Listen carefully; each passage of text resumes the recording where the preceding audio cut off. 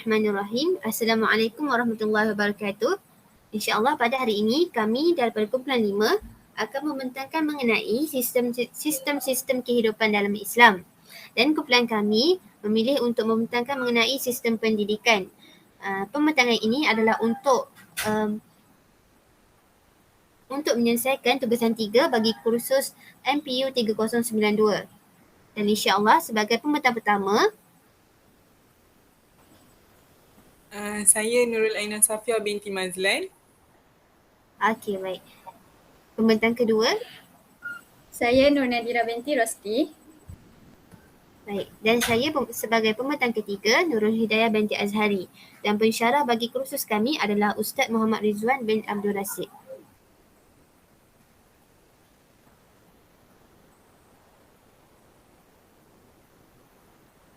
Baiklah, kita akan mulakan dengan konsep pendidikan dalam Islam. Secara umumnya, pendidikan dalam Islam ialah satu proses mendidik, membentuk serta melatih individu dari segi jasmani, rohani, akal, akhlak, kesedaran sosial. Ini adalah untuk melahirkan insan yang sempurna iman, badan sihat dan seumpamanya. Seterusnya.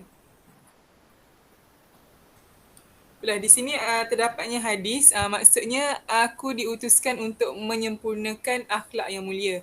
Dalam konteks hadis di atas, dapat difahami bahawa segala kewajipan yang dituntut ke atas setiap Muslim adalah diarahkan kepada pembentukan akhlak yang mulia. Justeru itu, pendidikan memainkan peranan yang sangat penting di dalam melahirkan manusia yang bertamadun dan berakhlak mulia. Dapat kita kecilkan konteks ini, bahawa apa-apa sahaja yang kewajipan yang dituntut ke atas setiap Muslim itu adalah kepada pembentukan akhlak yang mulia. Tidak kira dari segi pendidikan, dari segi ekonomi dan sebagainya. Apabila kita terapkan unsur-unsur Islam itu, semuanya akan jadi mudah dan juga pembentukan insan yang sempurna. Seterusnya.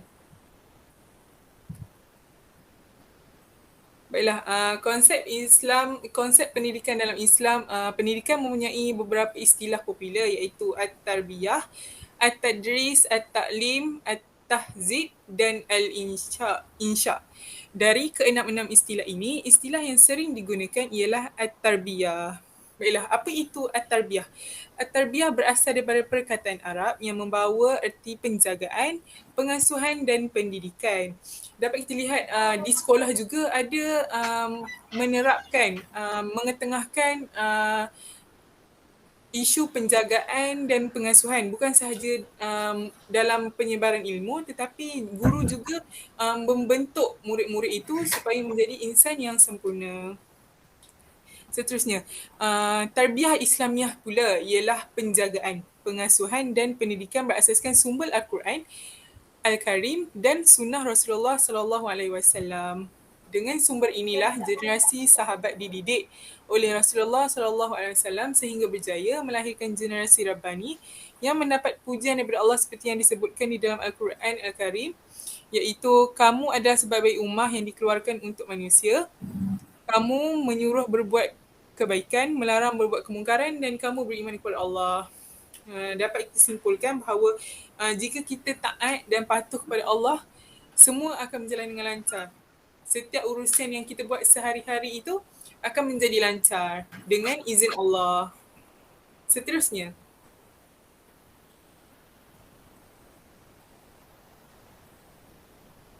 Baiklah, okey. Sumber pendidikan dalam Islam pula, dapat kita lihat adanya hadis yang diriwayatkan oleh Imam Abu Daud dan Tirmizi ini di samping menunjukkan sebagai urutan sumber dalam syariat Islam.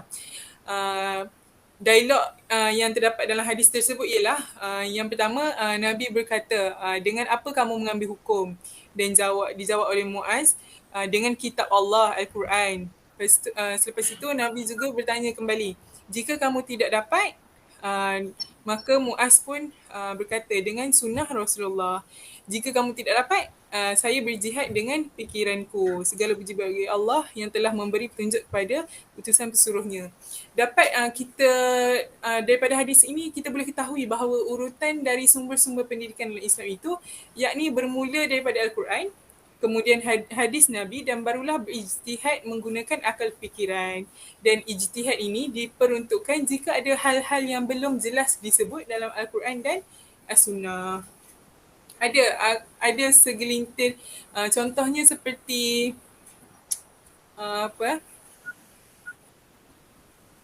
untuk kita gunakan pemikiran kita, akal fikiran kita, seperti contohlah kalau Kalau kita tengok pada zaman sekarang lah, dari segi COVID sendiri, dari segi pemakaian itu sendiri ikut trend. Okay. Bercakap tentang COVID tu, ada sunnah kisah-kisah Nabi Muhammad dulu kan. Ada dia apabila suatu penyakit itu melanda, apa yang mereka buat. Jadinya diaplikasikan pada zaman kini. Maksudnya tercetusnya SOP ada buat kan. Dan vaksin, ada yang takut nak ambil vaksin, tapi dari dulu lagi memang kita bukan wajib digalakkan untuk mengambil vaksin tu, sebab dia akan orang cakap sebagai ikhtiar kita lah. Ikhtiar. Ya, betul. Baiklah, seterusnya.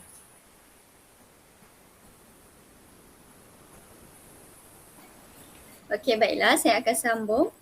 Seterusnya pendidikan menurut Al-Quran. Berdasarkan kepada saudari Aina jelaskan tadi, pendidikan ni kita boleh ada pendidikan menurut Al-Quran, daripada sunnah dan juga ijtihad dari kita sendirilah. Okey. Yang pertama, pendidikan menurut Al-Quran ni.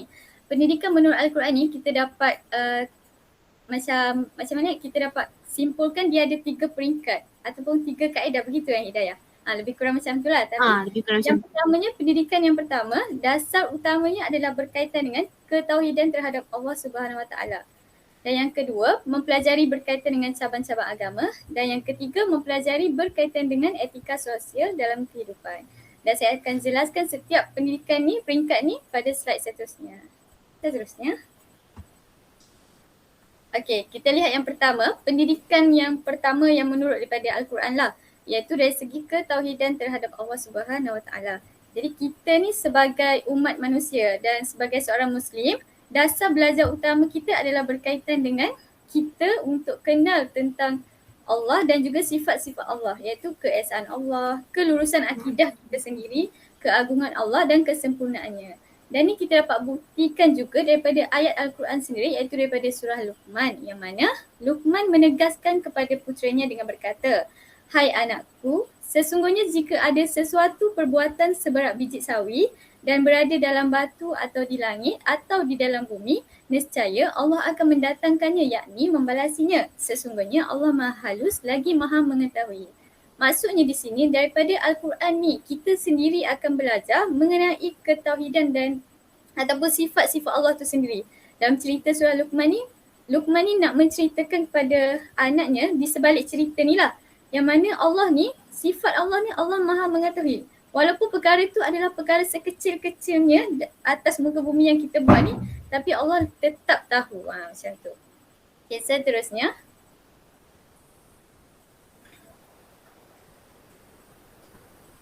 Okey, seterusnya pendidikan yang kedua. Pendidikan yang kedua ni adalah berkaitan dengan cabang-cabang agama. Okey, kita perlu mempelajari berkaitan dengan cabang-cabang agama yang perlu diterapkan dalam diri setiap Muslim. Ini adalah untuk menjadikan seperti saudari Aina jelaskan tadi, akhlak yang mulia kan. Untuk wujudnya akhlak yang mulia dalam diri kita. Jadi kita perlu pelajari cabang-cabang agama. Okey, contoh juga dilihat daripada surah Luqman, yang mana wahai anak kesayanganku. Ni adalah tafsir daripada maksud daripada surah Luqman lah, ayat 17. Wahai anak kesayanganku, dirikanlah sembahyang dan suruhlah berbuat kebaikan serta laranglah daripada melakukan perbuatan yang mungkar dan bersabarlah atas segala bala bencana yang menimpamu. Sesungguhnya yang demikian itu adalah dari perkara-perkara yang dikehendaki diambil berat melakukannya. Masuk dari segi cabang agama ni, kita sebagai Muslim, sebagai umat Islam, kita perlu didik diri kita ataupun maksudnya pendidikan daripada Al-Quran tu, contohnya dari Al-Quran tu kita dapat tahu macam mana kita perlu sembahyang, buat baik, buat amal ma'ruf nahi munkar, semua-semua tu. Maksudnya tu dari segi cabang-cabang agama. Yang ketiga,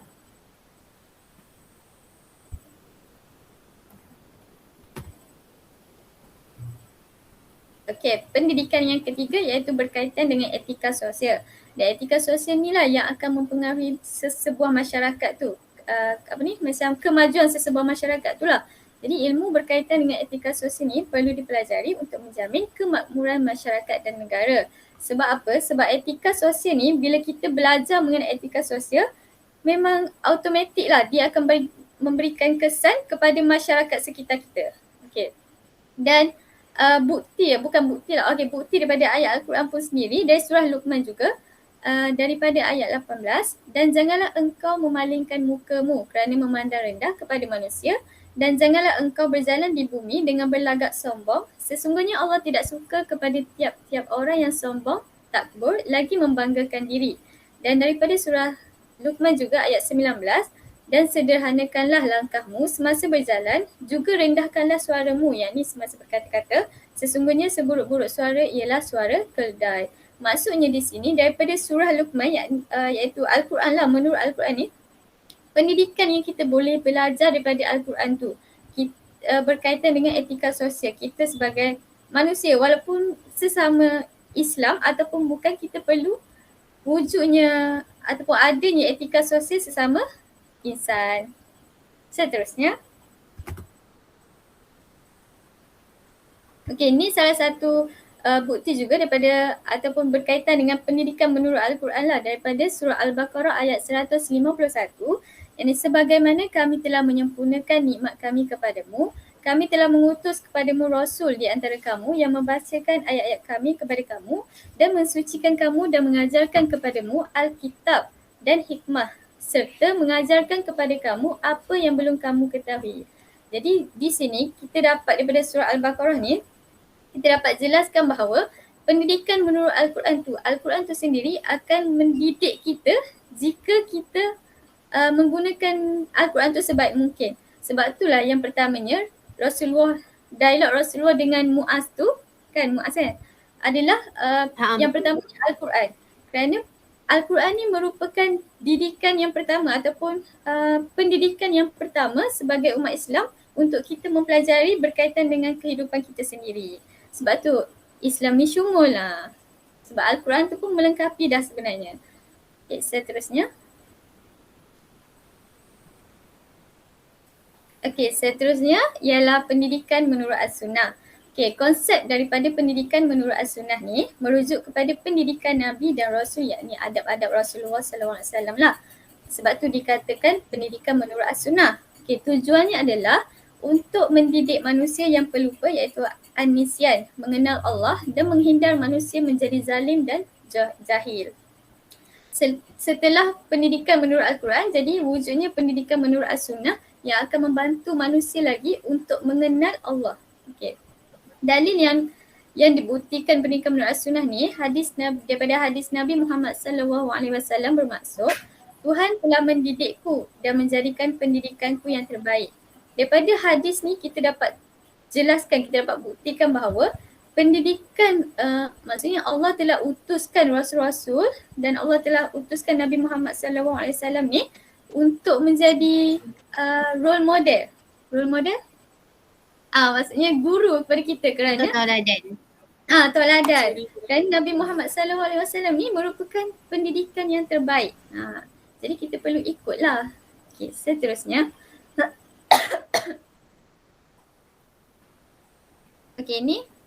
Kita tahu kan baginda Rasulullah SAW ni merupakan tokoh pendidik yang sempurna lah. Jadi segala tunjuk ajar dan panduan telah dinyatakan dengan jelas dalam hadis-hadis baginda. Salah satu hadis lain pula dari Ibnu Abbas radhiyallahu anhu berkata bahawa Rasulullah SAW bersabda, "Ajarilah, permudahlah, jangan engkau persulitkan, berilah kabar gembira, jangan engkau beri ancaman, Apabila salah seorang dari kalian marah, hendaklah diam. Maksudnya di sini, Rasulullah ni sememangnya seorang pendidik, tokoh pendidik yang sempurna dan kita perlu ikut. Ni daripada hadis ni nak menunjukkan bahawa Rasulullah telah memberi didikan kepada kita, memberi satu pendidikan, maksudnya gitu, memberikan satu ilmu kepada kita. Sebab tu dikatakan sebagai pendidikan menurut as-sunnah. Okey, seterusnya. Okey, yang terakhir iaitu pendidikan kanak-kanak. Okey, pendidikan Islam ni bersesuaian untuk kanak-kanak terhadap pertumbuhan minda sebagai garis panduan dalam kehidupan seharian Muslim. Okey, dan kita perlu tahulah kanak-kanak ni di peringkat awal umur mereka tidak dapat membezakan mana yang baik, mana yang buruk, mana yang semua itulah, maksudnya apa yang perkara baik, apa yang perkara buruk. Sebab itulah pendidikan kanak-kanak ni menjadi satu aspek yang penting dalam menuntut ilmu, maksudnya dalam pendidikan Islam ni, untuk memberikan pendedahan awal kepada kanak-kanak mengenai apa supaya mereka dapat bezakanlah perkara yang baik dan perkara yang buruk. Dan pendidikan kepada kanak-kanak ni sebenarnya bukan saja dalam konteks Islam. Dalam Barat pun mereka pun mempunyai pemikiran yang sama tentang pendidikan, iaitu perlu dibentuk sejak dari kecil lagi. Tapi yang membezakan kita dengan Barat ni adalah cara didikan yang disampaikan kepada kanak-kanak. Okey, seterusnya. Sahaja Nadira. Pepatah Melayu pun ada mengatakan yang melentung bulu dari ibunya. Ya, betul. Maksudnya orang dahulu pun dah tengok pada dari segi pendidikan tu perlu diterap dari kanak-kanak lagi. Bukan tunggu dah besar baru kita mula. Okey. Okey, seterusnya. Okey, ini merupakan salah satu hadis daripada Rasulullah. Rasulullah SAW pernah bersabda, setiap anak yang dilahirkan itu adalah umpama kain putih dan ibu bapa lah yang bertanggungjawab mewarnakan dan mencorakkannya sama ada menjadi Yahudi, Nasrani dan Majusi. Ini berkaitan dengan, hadis ni berkaitan dengan fitrah. Tapi kita boleh kaitkan dengan pendidikan awal kepada kanak-kanak ni. Maksudnya kanak-kanak kan dia pada peringkat mereka ni tidak dapat membezakan mana yang baik dan mana yang buruk.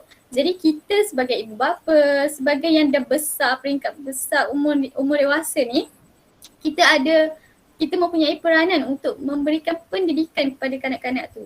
Sebab nak mencorakkan mereka daripada kecil, seperti saudari Hidayah beritahu letak ni lah daripada pepatah Melayu tu kan. Itu maksudnya berkait dengan hadis daripada Rasulullah SAW ni. Okay, itu sahaja daripada saya. Baik, seterusnya akan sambung oleh saya. Okey, saudari Aina dah mengatakan tentang konsep pendidikan itu sendiri dari segi at-tarbiyah yang biasa kita gunakan, dan sumber-sumber tentang pendidikan dalam Islam ni yang diterangkan oleh saudari Nadirah. Dan kita dapat lihat bahawa kenapa pentingnya sistem pendidikan dalam Islam. Mengapakah Islam meletakkan sistem pendidikan ni sebagai satu sistem yang amat penting dalam kehidupan seorang Muslim. Yang pertama adalah kerana merangkumi aspek jasmani dan rohani. Sistem pendidikan dalam Islam menyangkut aspek jasmani dan rohani yang merupakan dua elemen penting yang tidak boleh dipisahkan. Oleh yang demikian, pembinaan terhadap kedua-dua aspek tersebut haruslah seimbang dan tidak boleh berat sebelah. Kenapa Islam mementingkan pendidikan yang seimbang kepada Muslim itu sendiri? Kita tengok kepada dalil surah Al-Qasas ayat 77. Firman Allah Subhanahu Wa Taala, a'udzubillahi minasyaitonir rajim, wabtaghi fima ataakallah ad-darul akhirah wa la tansa nasibaka minad dunya. Maksudnya, dan carilah apa yang telah dianugerahkan Allah kepadamu, yakni kebahagiaan di negeri akhirat, dan janganlah kamu melupakan bahagianmu dari kenikmatan duniawi.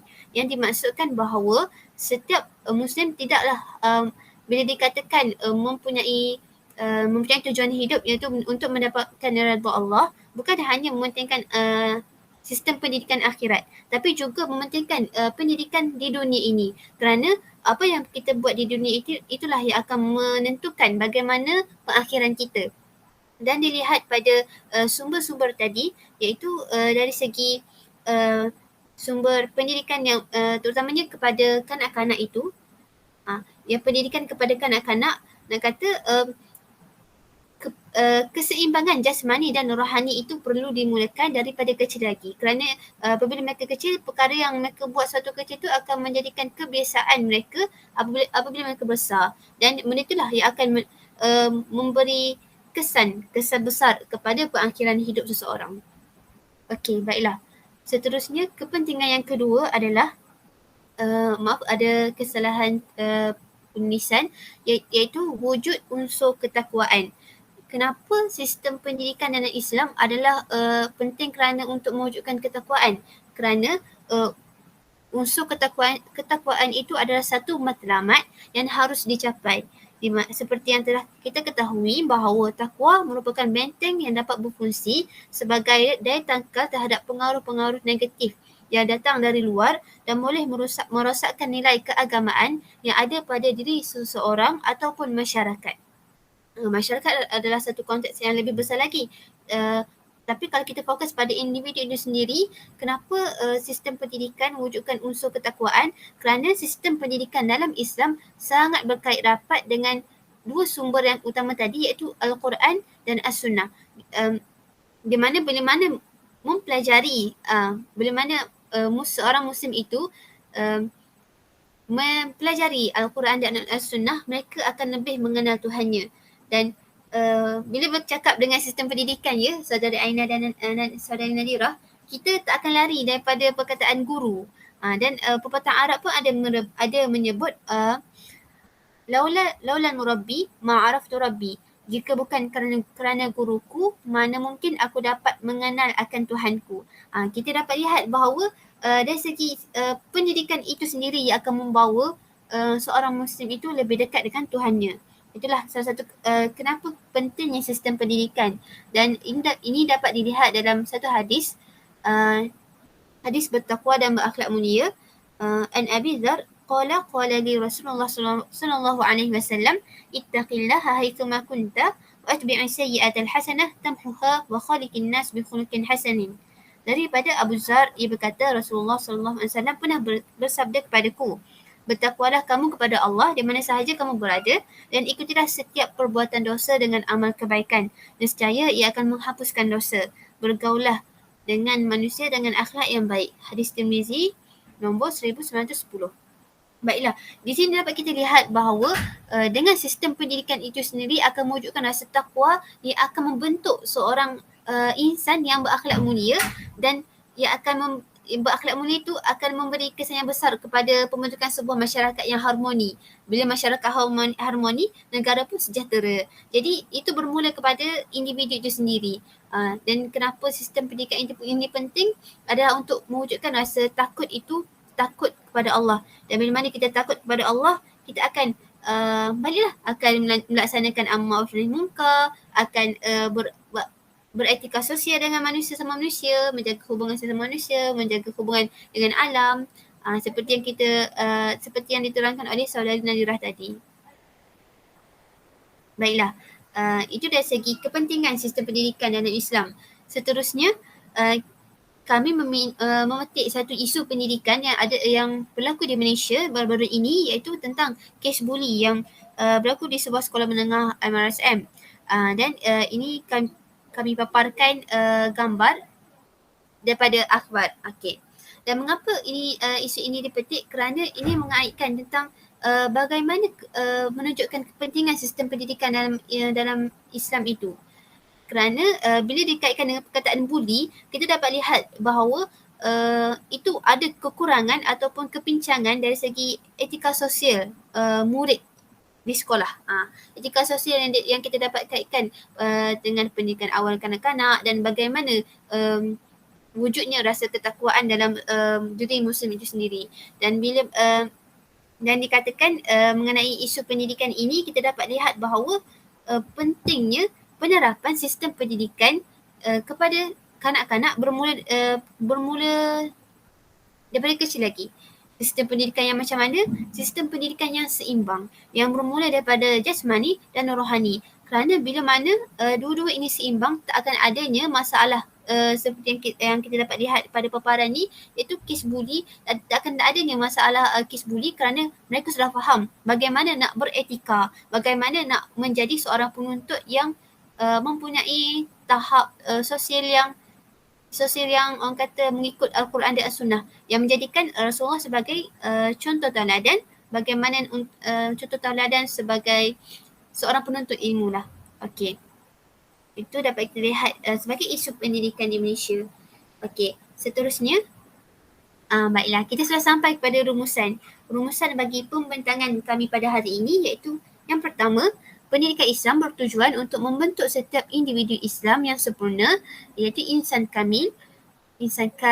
Hal ini demikian kerana sistem pendidikan Islam mencerminkan individu yang akan membentuk masyarakat dan imej negara. Selain itu, sistem pendidikan Islam menyatukan ilmu keduniaan dan ilmu akhirat. Ini dapat kita lihat bahawa keseimbangan ilmu yang dititik beratkan dalam konsep sistem pendidikan dalam Islam itu sendiri. Dan pendidikan dalam Islam menekankan aspek nilai kemanusiaan serta membentuk manusia menjadi hamba yang bersifat Rabbani yang menjalankan fungsi sebagai khalifah Allah di muka bumi. Fungsi sebagai khalifah Allah seperti yang disebut oleh saudari Nadirah iaitu amar ma'ruf nahi munkar, itu salah satunya. Dan setiap manusia berhak mendapat pendidikan yang akan membentuk diri menjadi seorang yang sempurna dan seimbang. Oleh itu, setiap pendidikan dalam Islam bukan hanya menekankan aspek pembinaan maklumat dan ilmu semata-mata, bahkan ia memberi keutamaan ke arah mendidik generasi menjadi insan yang cemerlang dan seimbang selaras dengan hasrat falsafah pendidikan kebangsaan. Dan ini membawa kepada kita lah, saudari Aina dan saudari Nadirah sebagai bakal-bakal guru, untuk mempunyai satu orang kata overview lah, satu pandang yang jauh bagaimana kita nak menghadapi ragam-ragam sistem pendidikan yang di Malaysia ini dan menyeimbangkan dengan bagaimana sistem pendidikan dalam Islam. Dan itulah menjadi satu kebimbangan kepada kita. Jadi sebelum mengakhiri pembentangan, saudari Aina ada apa memberikan sedikit rumusan daripada saudari Aina? Ya ada. Terima kasih saudari Hidayah. Okey, kesimpulannya pendidikan yang dikehendaki dalam Islam ni adalah satu proses latihan akal, jasmani, rohani dan juga akhlak mulia, akhlak manusia lah. Dan ini adalah berdasarkan nilai-nilai Islam yang bersumberkan kepada Al-Quran dan Sunnah bagi melahirkan manusia yang sempurna. Sudah tentu kita juga bakal guru hendak melahirkan insan-insan yang sempurna dari pelbagai segi. Itu sahaja.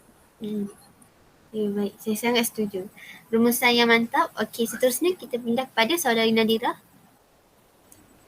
Okey, rumusan daripada saya. Sebenarnya kedua-dua saudari Hidayah dan juga saudari Aina ni telah menjelaskan begitu terperinci setiap mengenai sistem pendidikan Islam ni. Jadi saya simpulkan sedikit, sistem pendidikan dalam Islam ni sememangnya wajar kita pelajari dan wajar kita ketahui dengan lebih mendalam lah sebagai kita ni akan bakal jadi seorang guru kan. Sebenarnya kita nak jadikan sistem pendidikan dalam Islam ni sebagai maksud kita nak aplikasikan sistem pendidikan dalam Islam ni kepada anak-anak murid kita yang kita akan ajar. Seperti yang kita tahulah, pendidikan kanak-kanak tu merupakan salah satu sistem pendidikan yang penting kita terapkan sejak dari kecil. Itu sahaja. Okey, baik. Ini sahaja sekian daripada pembentangan kumpulan kami. Kami berharap semoga apa yang kami bentangkan dapat memberi manfaat kepada pendengar sekalian. Itu sahaja. Sekian. Assalamualaikum warahmatullahi wabarakatuh. Terima kasih. Terima kasih. Terima kasih semua.